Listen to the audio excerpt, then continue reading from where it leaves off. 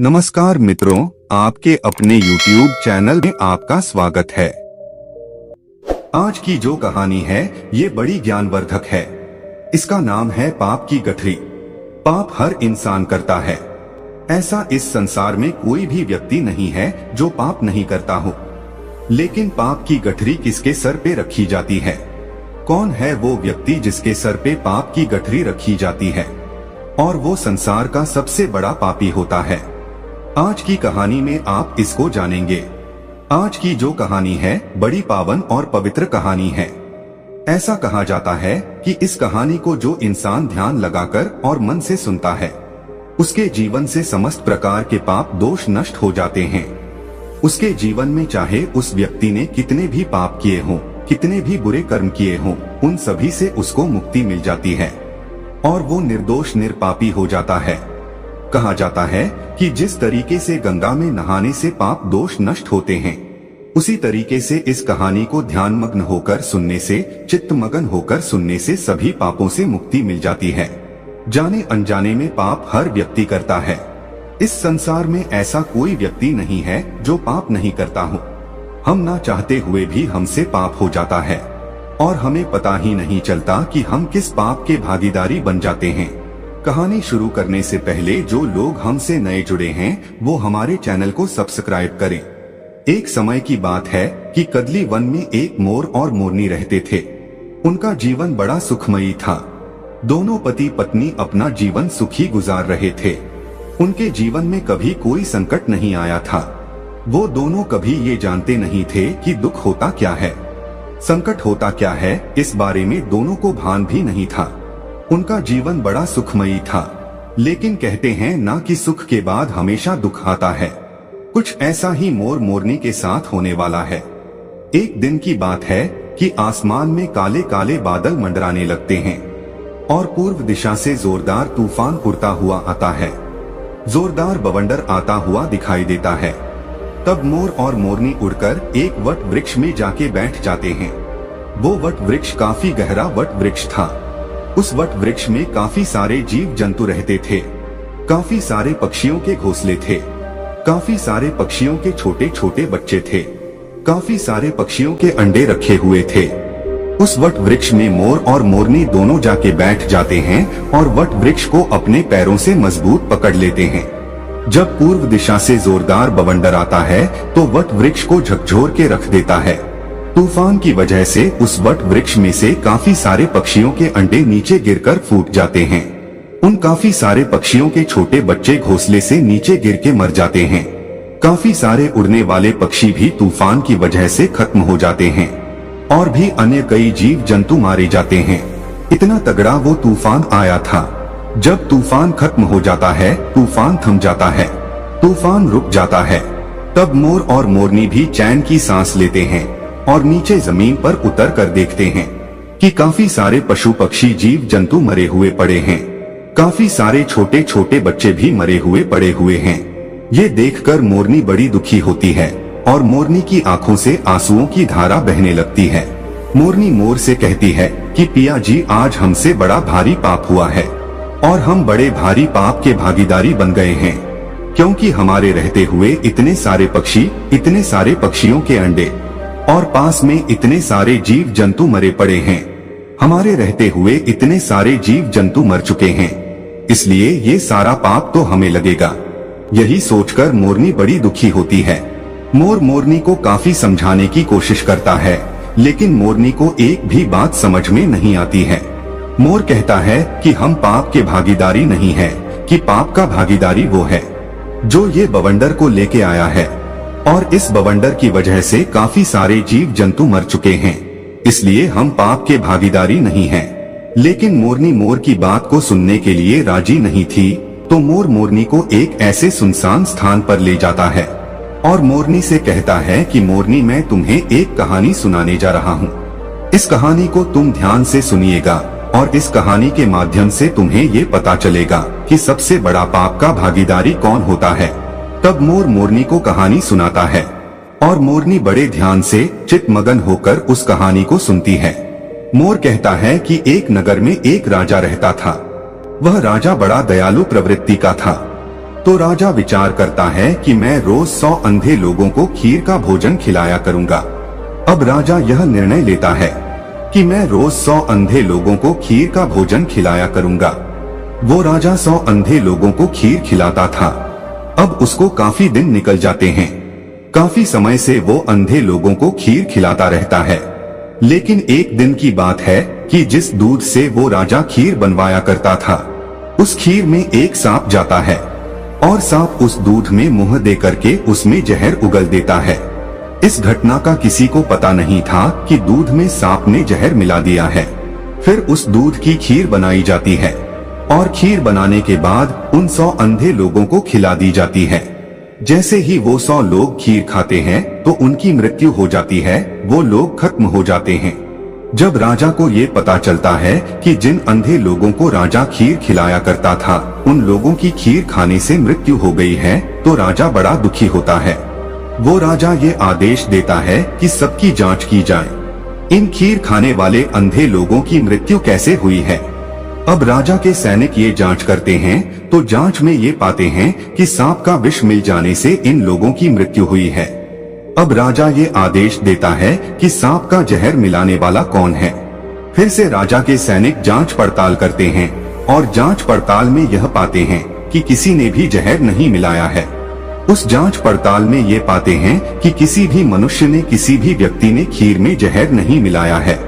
उनको ये पता चलता है कि कोई काला सर्प यहाँ पर आया था और उसने इस दूध के अंदर जहर मिला दिया है। उसके बाद राजा बड़ा दुखी होता है और राजा सोचने लगता है कि इन 100 लोगों की हत्या का पाप मुझे लगेगा। मैं ही सबसे पाप का भागीदारी हूँ, क्योंकि मैं ही इन अंधे 100 लोगों को खीर का भोजन खिलाया करता था। लेकिन अब इन लोगों की खीर खाने से मृत्यु हो गई है, इसलिए मैं बड़े पाप का भागीदारी हूँ। ये सोचकर राजा अपने राजपाट को त्याग देता है और सोचने लगता है कि क्यों न मैं किसी जंगल में जाके और भगवान की भक्ति करूं, अपने इन पाप का प्रायश्चित करूं। यही सोचकर राजा राजपाट को छोड़कर और भगवान की भक्ति करने के लिए अपने राज्य से रवाना हो जाता है। राजा दिन भर चलता है, काफी दूर निकल जाता है, काफी दूर पहुंच जाता है। अब राजा को संध्या काल का समय हो जाता है। तब राजा एक नगर में जाता है और नगर के चौपाल पर काफी सारे लोग बैठे हुए थे। उन लोगों से जाके वो राजा पूछता है कि भाई, इस नगर में कोई ऐसा व्यक्ति है जो भगवान की भक्ति करता हो, ईश्वर पे विश्वास रखता हो। यदि ऐसा कोई इस नगर में व्यक्ति है तो आप मुझे बताइए, क्योंकि मैं ऐसे लोगों के घर ही जाके रुकूंगा जो भगवान में विश्वास रखते हो और भगवान के भक्त हो। तब चौपाल में बैठे हुए लोग कहते हैं कि मुसाफिर, हमारे इस नगर में सिर्फ एक ही घर ऐसा है जहां एक बहन और एक भाई रहता है। दोनों बहन भाई रहते हैं। वो लोग भगवान के बड़े भक्त हैं और भगवान पे बड़ा विश्वास रखते हैं। हमारे पूरे नगर में वही एक घर है। चौपाल में बैठने वाले लोग उस राजा को उन बहन भाइयों के मकान का पता बता देते हैं और वो राजा उनके घर भी चला जाता है और उन बहन भाई के घर पे जाके वो राजा रात्रि ठहरने का निवेदन करता है। दोनों बहन भाई राजा से कहते हैं कि मुसाफिर, हम भी भगवान के भक्त हैं, आप भी भगवान के भक्त हो, बिल्कुल आप हमारे घर रुक सकते हैं।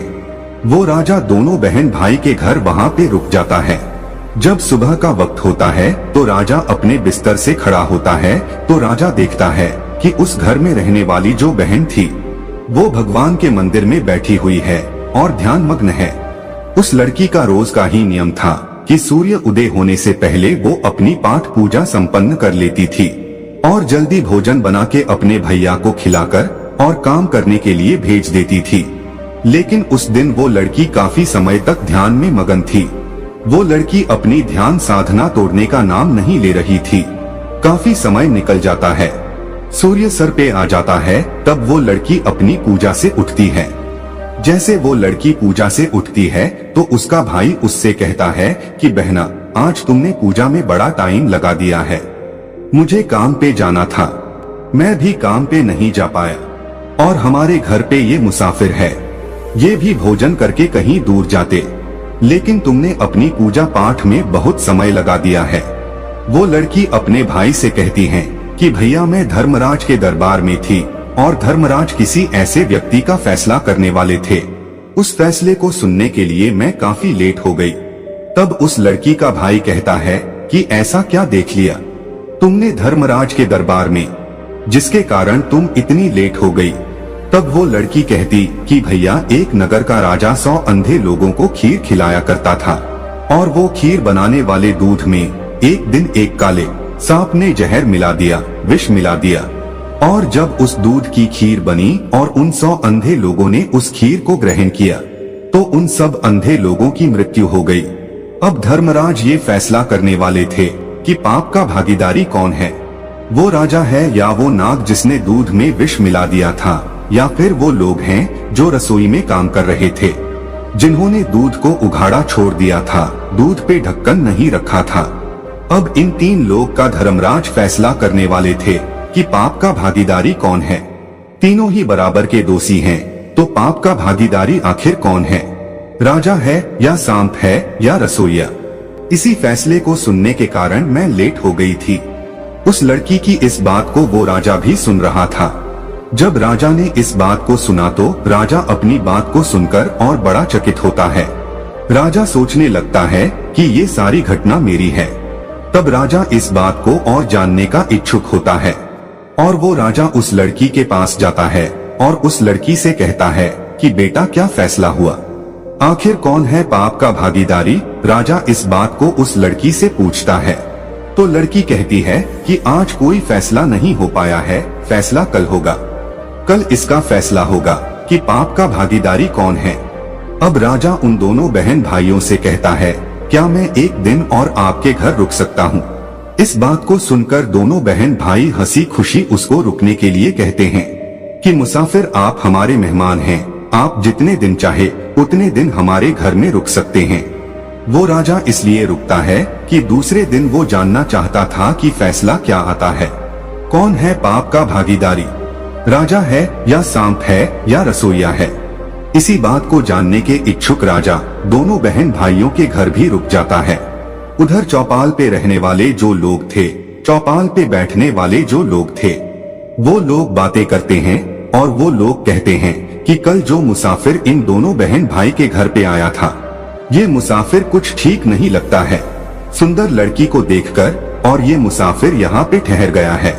कल तो ये मुसाफिर कह रहा था कि एक रात रुकेगा, लेकिन ये अब दूसरी रात भी अभी रुकना है। लगता है ये मुसाफिर इस लड़की को लेके जाएगा, लगता है ये मुसाफिर इस लड़की की इज्जत लेके जाएगा, लगता है ये मुसाफिर इस लड़की को लेके भाग जाएगा। इस तरह की बातें चौपाल पे बैठने वाले लोग करते हैं। चौपाल पे बैठने वाले लोगों की इन बातों को वो राजा भी सुन लेता है, लेकिन राजा उनको कोई जवाब नहीं देता है। राजा बिल्कुल मौन रहता है कि राजा को सिर्फ यही जानना था कि पाप का भागीदारी कौन है। जैसे ही दूसरा दिन होता है, वो लड़की ब्रह्मा मुहूर्त में ही पूजा में बैठ जाती है और ध्यान में मगन होके ध्यान करती रहती है। लेकिन उस दिन वो लड़की बड़ी जल्दी अपनी पूजा से उठ जाती है। जैसे ही वो लड़की अपनी पूजा से उठती है तो वो राजा उस लड़की के पास जाता है और कहता है कि बेटा, क्या फैसला हुआ, कौन है पाप का भागीदारी, राजा है या सांप है या रसोइया है। जब वो लड़की कहती है कि मुसाफिर, तीनों में से कोई पाप का भागीदारी नहीं है, पाप का भागीदारी तो वो लोग हैं जो चौपाल में बैठ करके बात कर रहे हैं। वो लड़की कहती है कि मुसाफिर, धर्मराज के दरबार में आज ये फैसला हुआ है कि सबसे पहले जो पाप के भागीदारी था वो सांप था, लेकिन सांप अपनी भूख शांत करने के लिए उसने दूध में मुख दिया था और दूध पीने के बाद वो वहाँ से चला गया। अब इसमें सांप का कोई दोष नहीं था, क्योंकि भूखे को भोजन बहुत जरूरी होता है, इसलिए सांप का कोई दोष नहीं था, तो सांप का पाप माफ कर दिया जाता है। उसके बाद नंबर आता है राजा का, क्योंकि राजा ही खीर बनवाया करता था, इसलिए दूसरा नंबर राजा का आता है। लेकिन राजा भी स्वयं अपने हाथों से काम नहीं कर रहा था, राजा भी दूसरे लोगों को पैसे देकर उस कार्य को करवाता था। परमार्थ का काम राजा कर रहा था, इसलिए राजा को भी निर्दोष घोषित किया गया है। राजा भी पाप का भागीदारी नहीं है। तीसरा नंबर आता है रसोइयों का। रसोइयों को भी पाप का भागीदारी नहीं बनाया गया है। फिर से राजा पूछता है, तो फिर पाप का भागीदारी बना कौन? लड़की कहती है कि सबसे बड़ी पाप के भागीदारी वो लोग हैं जो चौपाल पर बैठकर और उस राजा की निंदा कर रहे हैं, उस राजा को खरी खोटी सुना रहे हैं, भला बुरा कह रहे हैं, अपने घर का अनाज खाकर दूसरे की निंदा कर रहे हैं। वो लोग सबसे बड़े पाप के भागीदारी हैं।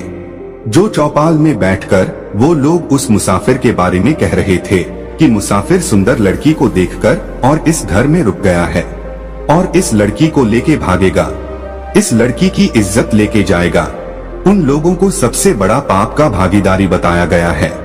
मोर मोरनी से इस बात को कह रहा है और मोरनी बड़े ध्यान से सुन रही है। मोर मोरनी से कहता है कि मोरनी, सबसे बड़े पाप के भागीदारी वो लोग होते हैं जो एक दूसरे की निंदा करते हैं, वही होते हैं सबसे बड़े पाप के भागीदारी। उन लोगों के सर पे पाप की गठरी को रखी जाती है। जो लोग एक दूसरे की निंदा करते हैं उन लोगों के सर पे पाप का बोझा धरा जाता है। जो लोग एक दूसरे की तेरी मेरी करते हैं, मोरनी के मोर की ये बात समझ में आ जाती है और मोरनी अपने दिल को संतुष्ट करती है। मोरनी सोचने लगती है कि अब हम पाप के भागीदारी नहीं हैं। पाप के भागीदार तो वो हैं जो निंदा करते हैं। अब मोरनी अपने दिल को संतुष्ट कर लेती है। मोर मोरनी से कहता है कि प्रिय, कि संसार में जो इंसान सुखी रहना चाहता है वो कभी भी किसी की निंदा ना करे। जो लोग निंदा करते हैं वो पाप के भागीदारी हो जाते हैं। उन लोगों के पाप के भागीदारी वो लोग बन जाते हैं जो निंदा करते हैं। उन लोगों का सारा पाप उनके सर मढ़ दिया जाता है जो लोग निंदा करते हैं। जो लोग दूसरे की खुशी को देखकर दुखी हो जाते हैं और फिर उनकी निंदा करने लगते हैं, उन्हें हमेशा नीचा दिखाने की कोशिश करते हैं, वही लोग सबसे बड़े पाप के भागीदारी होते हैं। दोस्तों, ये कहानी यहाँ पर खत्म होती है। हम आशा करते हैं कि आप लोग कभी भी किसी की निंदा नहीं करेंगे और पाप के भागीदारी बनने से सदा बचे रहेंगे। तो दोस्तों, यह कहानी आपको कैसी लगी हमें कमेंट सेक्शन में जरूर बताना और अच्छी लगी हो तो इस चैनल को सब्सक्राइब जरूर कर लेना।